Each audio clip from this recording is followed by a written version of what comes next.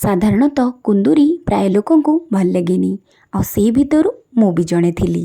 ହେଲେ ମୋ ପ୍ରେଗନେନ୍ସି ଟାଇମ୍ରେ ଆମ ବୋଉ ଏ ଆଇଟମ୍ଟି ମୋତେ ବହୁତ ଥର ବନେଇକି ଦେଇଥିଲେ, ଆଉ ସେବେଠୁ ଏ ଆଇଟମ୍ର ମୁଁ ଫ୍ୟାନ୍ ହେଇଯାଇଛି। ତାହେଲେ ଆସନ୍ତୁ ଆଜି ବନେଇବା ଆମ ବୋଉଙ୍କ ଷ୍ଟାଇଲ୍ରେ କୁନ୍ଦୁରି ଆଳୁ ମସଲା ଭଜା। ପ୍ରଥମେ କୁନ୍ଦୁରି ଆଉ ଆଳୁକୁ ଭଲ ଭାବରେ ଧୋଇକି କାଟି ନେବେ। ଗୋଟେ କଡ଼େଇରେ ରିଫାଇନ୍ ତେଲ ଗରମ କରିକି କୁନ୍ଦୁରିକୁ ହାଲକା ଭାବରେ ଛାଣି ନେବେ। ସେଇ ସେମ୍ କଡ଼େଇରେ ଆଳୁକୁ ବି ହାଲକା ଭାବରେ ଛାଣି ନେବେ। ତାପରେ କଡ଼େଇରେ ତେଲ ଦେଇକି ଜିରା ଫୁଟେଇକି କଞ୍ଚା ଲଙ୍କା ଆଉ ପିଆଜକୁ ଲାଇଟ୍ ବ୍ରାଉନ୍ ହେବା ଯାକେ ଭାଜିବେ।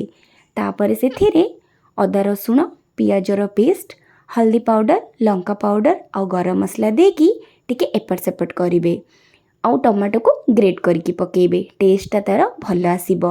ମସଲାଟା ଟିକେ କଷି ହେଇଗଲା ପରେ, ମସଲାରୁ ତେଲ ବାହାରିଗଲା ପରେ ଛଣା ହେଇଥିବା କୁନ୍ଦୁରି ଆଉ ଆଳୁକୁ ପକାଇକି ମିକ୍ସ କରିବେ। ଆଉ ସ୍ୱାଦ ଅନୁସାରେ ଲୁଣ ଦେବେ, ଆଉ ପୁଣି ଥରେ ମିକ୍ସ କରିଦେବେ। ସିମ୍ରେ କିଛି ସମୟ ତାକୁ ଭାଜିବାକୁ ଦେବେ। କିଛି ସମୟ ପରେ ଆମର ରେଡ଼ି ହେଇଯିବ କୁନ୍ଦୁରି ଆଳୁ ମସଲା ଭଜା।